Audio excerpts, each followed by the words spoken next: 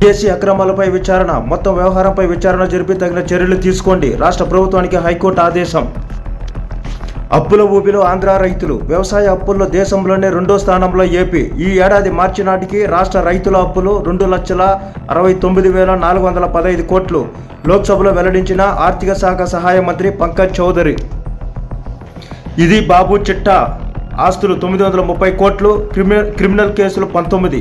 దేశంలో 2వ అత్యధిక ధనిక ముఖ్యమంత్రిగా చంద్రబాబు. అత్యధికంగా తెలంగాణ సీఎం రేవంత్ రెడ్డిపై 89 కేసులు. చావైనా చేస్తాం, భూములు ఇవ్వం. సిఆర్డీఏ అధికారులు, ప్రభుత్వ పెద్దలు బెదిరిస్తున్నారు. రాజధాని నిర్మాణానికి భూములు ఇవ్వని రైతులను ప్రభుత్వం అనేక రకాలుగా వేధిస్తోందని పలువురు రైతులు ఆవేదన వ్యక్తం చేశారు. వైఎస్ జగన్ హయాంలో అత్యధిక ఇల్లు 2019-24 మధ్య వైఎస్ జగన్ పాలనలో 14.15 లక్షల ఇల్లు మంజూరు. 2015-19 మధ్య 4.9 లక్షలు. అదే చంద్రబాబు పాలనలో 2024-27 మధ్య 61,578 ఇల్లు మాత్రమే. రాజ్యసభలో వైఎస్ఆర్సీపీ ఎంపీలు వైవి సుబ్బారెడ్డి, రఘునాథ్ రెడ్డి ప్రశ్నలకు కేంద్రం జవాబు. లోక్సభలో పేపర్ లీకేజీల బిల్లు. పేపర్ లీకేజీ, వ్యక్తిగత నేరగాళ్లకు గరిష్టంగా 10 ఏళ్లు జైలు, 50 లక్షల జరిమానా.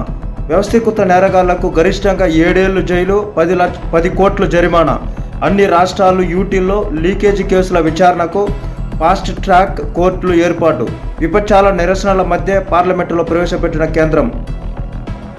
జాబిల్లిని ఢీకొట్టనున్న సకలం. సరిగ్గా ఇంకో 8 రోజుల్లో అంటే ఆగస్టు 5న చందమామపై ఓ రాకెట్ శరవేగంతో కుప్పకూలిపోనుంది.